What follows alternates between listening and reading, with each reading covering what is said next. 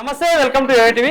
ప్రస్తుతం మొత్తం మాట్లాడడానికి కాంగ్రెస్ పార్టీ సీనియర్ నాయకుడు గజ్జల కాంతం గారు ఉన్నారు. అన్న నమస్తే. సో ఏంటి తీన్మార్మలను కాంగ్రెస్ పార్టీ సోకాజ్ నోటీస్ ఇచ్చి సస్పెండ్ చేయడం జరిగింది. ఫస్ట్ దాని గురించి ఏం చెప్తారు? కాంగ్రెస్ పార్టీ హైకమాండ్ నిర్ణయం మేరకే సస్పెండ్ చేశారు. పార్టీ నిర్ణయాలకు వ్యతిరేకంగా ఎవరు మాట్లాడినా పార్టీ నుంచి సస్పెండ్ చేస్తారు.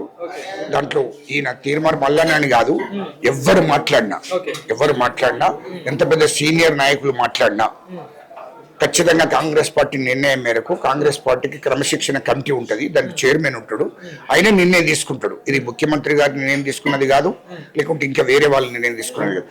పిసిసి అధ్యక్షుడు ప్లస్ క్రమశిక్షణ కమిటీ చైర్మన్ వీళ్ళిద్దరు కలిసి నిర్ణయం తీసుకుంటారు. ఆ నిర్ణయం మేరకే పార్టీ సస్పెండ్ చేస్తుంది. పార్టీకి వ్యతిరేకంగా మాట్లాడినటువంటి వాళ్ళను, ముఖ్యమంత్రి ప్రభుత్వాన్ని మాట్లాడినటువంటి వాళ్ళని, ముఖ్యమంత్రిని మాట్లాడినటువంటి వాళ్ళ మీద క్రమశిక్షణ సంఘం ఉంటుంది, క్రమశిక్షణ కమిటీ ఉంటుంది, వాళ్ళే చర్య తీసుకుంటారు, వాళ్ళే నోటీస్ జారీ చేస్తారు. సో ఏదైతే దాన్ని ఉద్దేశించుకొని ఈరోజు తీన్మార్మల్ గారు ప్రెస్ మీట్ పెట్టడం జరిగింది. ఏదైతే బీసీల పక్షాన నన్ను కొట్లాడుతున్నా దాన్ని ప్రభుత్వం ఏదైతే ఆ పేపర్ కాలవడం వల్లనే నన్ను సస్పెండ్ చేయడం జరిగింది, అంతా కావాలని కుట్ర చేసిందని చెప్పేసి అంటా ఉన్నారు. ఏం చెప్తారు? కుట్ర ఏం లేదు. పార్టీకి కొన్ని నిబంధనలు ఉంటాయి. ఆ నిబంధనలను ఎవరు ఉల్లంఘిస్తారో వాళ్ళ మీద తగు చర్య తీసుకుంటారు. ఈయన పార్టీకి వచ్చింది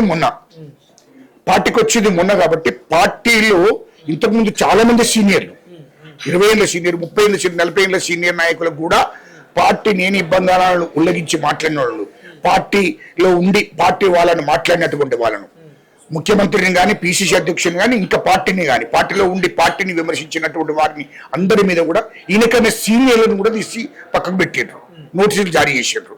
ఇప్పుడు సర్వే సత్యనారాయణ గారు కేంద్ర మాజీ మంత్రి, ఆయనకు పార్టీ, ఆయన సీనియర్ కేంద్ర మంత్రి, సీనియర్ కాంగ్రెస్ పార్టీ నాయకుడు, అలాంటి ఆయనకే నోటీస్ జారీ చేసి ఆయన సస్పెండ్ చేశారు.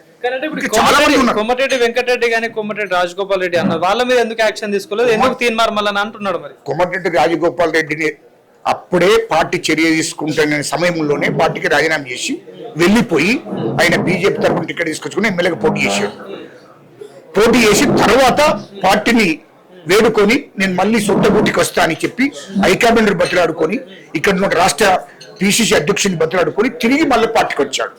అది సబ్జెక్టు. రెండోది, నీకు ఒకవేళ దమ్ముంటే నువ్వు ఎమ్మెల్సీకి రాజీనామా చెయ్యి, కాంగ్రెస్ పార్టీకి రాజీనామా చెయ్యి, నువ్వు గెలిచిగా నేను అర్థంటలేదు కదా ఎవరు.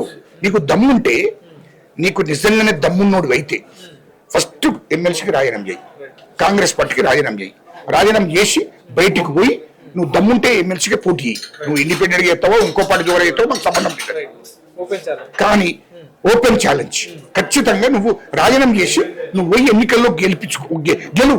నేను అర్థంట్లేదు. నువ్వెక్కడ కాంగ్రెస్ పార్టీని గెలిపించినట్టు నువ్వు కాంగ్రెస్ పార్టీని గెలిపించి ఏమి ఇంతకుముందు 20 ఏళ్ళు కాంగ్రెసా, 30 ఏళ్ళు కాంగ్రెసా, లేకుంటే 10 ఏళ్ళు కాంగ్రెసా, లేకుంటే ఈ 5 ఏళ్ళు కాంగ్రెసా? కేసీఆర్ ని దించడంలో నాదే కీలక పాత్ర అంటూ తీన్మార్మల్ అన్న చెప్తున్నాడు. ఏమంటాడు? అది తప్పు. కాంగ్రెస్ పార్టీని గెలిపేయడం, కాంగ్రెస్ పార్టీలో ఉన్నటువంటి సీనియర్ నాయకులు ఉన్నారు, కాంగ్రెస్ పార్టీ హైకమాండ్ నమ్మి, ఇక్కడ ఉన్నటువంటి మా ముఖ్యమంత్రి రేవంత్ రెడ్డి గారు నమ్మి తెలంగాణ ప్రజలు ఓట్లేశారు. కాంగ్రెస్ పార్టీని నమ్ముకొని రాహుల్ గాంధీ నాయకత్వాన్ని, సోనియా గాంధీ అమ్మ నాయకత్వాన్ని, ఇక్కడ మా ముఖ్యమంత్రి రేవంత్ రెడ్డి గారిని నమ్మి తెలంగాణ ప్రజలు ఓట్లేశారు. ఇది వాస్తవం. ఇంకా దానికన్నా సీనియర్ నాయకులు ఉన్నారు. మా ఉత్తమ్ కుమార్ రెడ్డి ఉన్నారు, మా శ్రీధర్ బాబు గారు ఉన్నారు. మా శ్రీధర్ బాబు గారు చాలా సీనియర్ నాయకుడు. మరి అట్లాంటి దామోదర్ నరసింహ ఉన్నారు, బట్ ఇక్కడ చాలా మంది సీనియర్ నాయకులు ఉన్నారు. వీళ్ళందరూ ప్రజలను కన్విన్స్ చేశారు. మొత్తం ఈ 10 ఏళ్ళు ప్రజలు తిరిగారు. మా ముఖ్యమంత్రి రేవంత్ రెడ్డి గారు మొత్తం పార్టీ బాధ్యత మీదేసుకొని రాష్ట్రం మొత్తం తిరిగాడు. మొత్తం ఈ యొక్క కేసీఆర్ అహంకారాన్ని మొత్తం ప్రజలకు తెలియజేశాడు. వీళ్ళు తెలంగాణ ప్రజల మీద ఉక్కుపాదం మోపిండి కేసీఆర్ 7 లక్షల కోట్లు అప్పు చేశాడు తెలంగాణ రాష్ట్రానికి. తెలంగాణ ప్రజలను దోశాడు. 3 లక్షల కోట్లు దోసుకున్నాడు కేసీఆర్. మొత్తం ప్రాజెక్టులన్నింటి దోసుకున్నాడు. కాబట్టి ప్రజలకు తిరుగుబట్టచ్చు. బీసీలకి కాంగ్రెస్ పార్టీ అన్యాయం చేస్తుంది, కేసీఆర్ చేసిన సర్వేనే బాగుంది, వీళ్ళు చేసినది అంతా తప్పులు ఉందని చెప్పేసి మళ్ళీ అంటున్నాడు. ఏమంటారు? ఇది తిరువనమలకు తెలియకపోతే నేనేం చెయ్యను. కేసీఆర్ చేసిన సర్వే నువ్వు ఒప్పుకుంటున్నావు కదా, కేసీఆర్ చేసిన సర్వే నేను కాదనలేదు. ఆయన ఓటు కోసము ఆయన రాజకీయాల కోసం చేసిండు. ఎందుకంటే మళ్ళీ తెలంగాణ ప్రజలు మభ్యపెట్టి మోసం చేయడం కోసము సర్వేలు చేయించాడు, లెక్కలు చేయించాడు, జనాభా లెక్కలు చేయించాడు. నేను కాదనట్లేదు. ఈ మొత్తం కుటుంబ సర్వే అని పెట్టి అందరి ఫోన్ నెంబర్లు, అందరి ఆధార్ కార్డులు మొత్తం తీసుకొని ఆ రికార్డ్ అంతా ఆయన ఇంట్లో పెట్టుకున్నాడు. ఇంట్లో పెట్టుకొని ఎలక్షన్లలో ఓట్లలో దాన్ని ఉపయోగించుకున్నాడు తప్ప ఆ సర్వే చేసినప్పుడు మరి జనాభా లెక్కలు చేసిండు కదా, కులగణన చేసిండు కదా, చేసినప్పుడు మరి అది ఎందుకు బయట పెట్టలేదు? బీసీల జనాభా గింతుంది, ఎస్సీల జనాభా గింతుంది, ఎస్టీల జనాభా గింతుంది, రెడ్ల జనాభా గింతుంది, మరి బ్రాహ్మణుల జనాభా గింతుంది, వెల్మల జనాభా గింతుంది. ఎందుకు చెప్పలేదు బయటకు ఎందుకు చెప్పలేదు? రెండవది సర్వే ప్రభుత్వ సొమ్ముతోనే కదా సర్వే చేయించింది. మరి తెలంగాణ ప్రజలకు తెలవాల్సిన అవసరం ఉంది కదా, అన్ని వర్గాలకు తెలవాలి కదా. మరి అప్పుడు సర్వే చేసినప్పుడు ఇది బయట పెట్టాలి కదా. అప్పుడు ఆనాడు ముఖ్యమంత్రిగా ఉన్నాడు కదా కేసీఆర్, మాజీ ముఖ్యమంత్రి కేసీఆర్ ఆనాడు ముఖ్యమంత్రి కదా. మరి ఆనాడు ఎందుకు బయట పెట్టలేదు? రెండోది అసెంబ్లీ ఎందుకు ప్రకటించలేదు? నేను అడుగుతున్న సూటిగా. అసెంబ్లీలో మరి ఇలా జనాభా గింతుంది, మొత్తం కుటుంబ సర్వేలు చేయించిన, ఇగో బీసీల జనాభా గింత, ఎస్సీల జనాభా గింత, ఎస్టీల జనాభా గింత, ఇక పలాని రెడ్లు గింతున్నారు, వెలమలు గింతున్నారు, బ్రాహ్మణులు గింతున్నారు అని ఎందుకు చెప్పలేదు అని అడుగుతున్నారు.